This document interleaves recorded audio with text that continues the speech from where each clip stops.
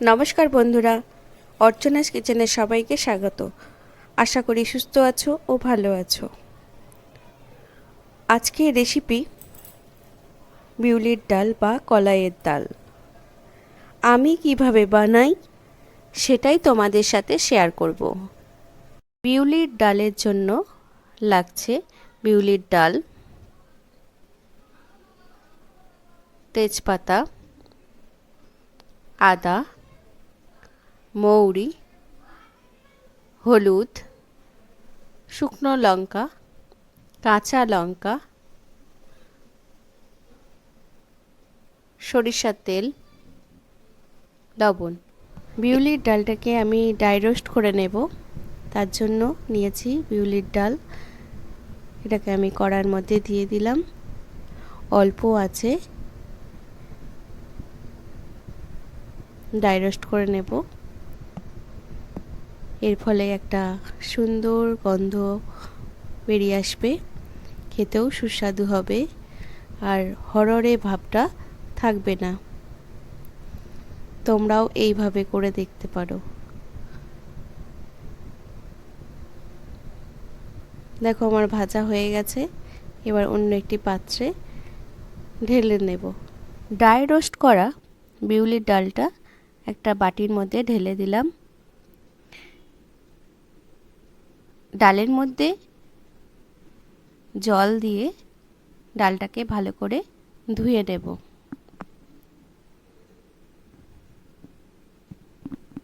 ডালটা ধোয়া হয়ে গেছে। এবার একটা আমি প্রেসার কুকার নিলাম, এর মধ্যে ডালটাকে ঢেলে দিলাম।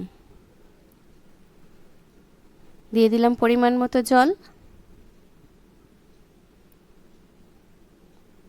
দিয়ে দিলাম লবণ, ঢাকনা দিয়ে এঁটে দিলাম। 2-3টে সিটি দিয়ে নেব। আমি বিউলির ডালটাকে প্রেসার কুকারে দিয়ে সিদ্ধ করে নিচ্ছি। তোমরা কড়াইয়ের মধ্যে দিয়েও সিদ্ধ করে নিতে পারো। দিয়ে দিলাম আদা, দিয়ে দিলাম মৌরি, অল্প একটু জল দিয়ে দিলাম। এরপর আমি বেটে নেব ভালো করে। আমি শিলনোড়ায় বাটছি, তোমরা মিক্সিতেও বেটে নিতে পারো। দেখো আমার বাটা হয়ে গেছে। এবার আমি অন্য একটি পাত্রে তুলে নেব। কড়ার মধ্যে দিয়ে দিলাম পরিমাণ মতো সরিষার তেল। আমি সরিষার তেল ব্যবহার করেছি, এর ফলে ডালটার স্বাদ ভালো হয়। এরপর দিয়ে দিলাম তেজপাতা, দিয়ে দিলাম কাঁচা লঙ্কা, দিয়ে দিলাম শুকনো লঙ্কা, দিয়ে দিলাম মৌরি। ফোড়নটাকে ভালো করে ভেজে নেব। ফোড়নটা ভালো করে ভেজে নিতে হবে, তাহলে ফোড়নের একটা সুন্দর গন্ধ বেরিয়ে আসবে। তার ফলে ডালটার স্বাদও বেড়ে যাবে। দেখো আমার ভাজা হয়ে গেছে। এরপর দিয়ে দেব আগে থেকে বেটে রাখা মৌরি, আদাটা।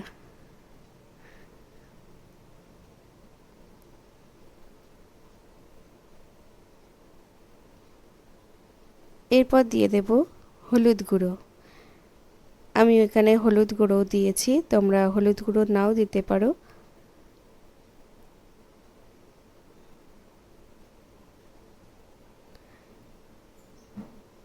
আমি আদা মৌরিটা ভেজে নেব, তোমরা কাঁচাও দিয়ে দিতে পারো।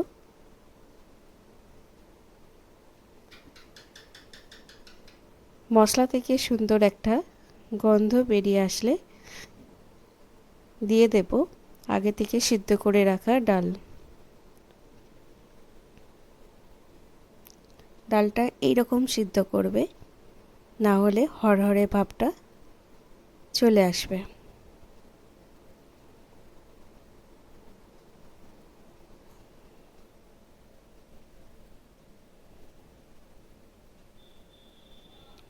মশলার সাথে ডালটাকে আমি কিছুক্ষণ ভেজে নেব।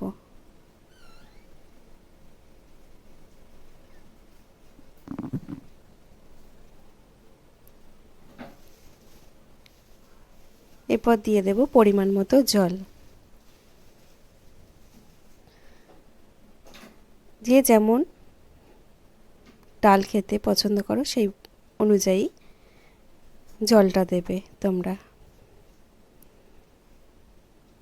এরপর ফুটিয়ে নেব 2-3 মিনিট। দেখো বিউলির ডালটা ফুটে গেছে। তোমরা এর মধ্যে হিং ব্যবহার করতে পারো, আমি এখানে হিঙের ব্যবহার করিনি। ডালটাকে এবার আমি নামিয়ে নেব। বিউলির ডালটাকে একটা পাত্রে ঢেলে নিলাম।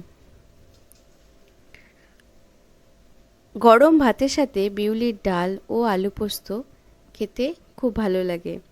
তোমরাও এইভাবে বানিয়ে খেতে পারো, খুব সুন্দর হয় ডাল।